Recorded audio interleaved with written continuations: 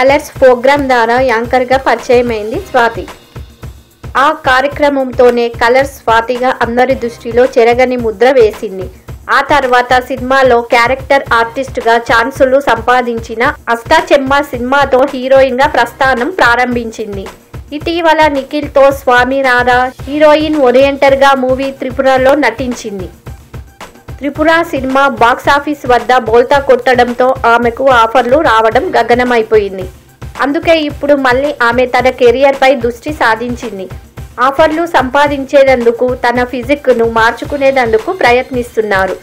వీలైనంత స్లిమ్గా కనిపించేందుకు కసరత్తులు చేస్తుంది. అంతేకాదు సినిమా ఆఫర్లు వస్తే అందాలు ఆరబోసేందుకు సై అంటుంది.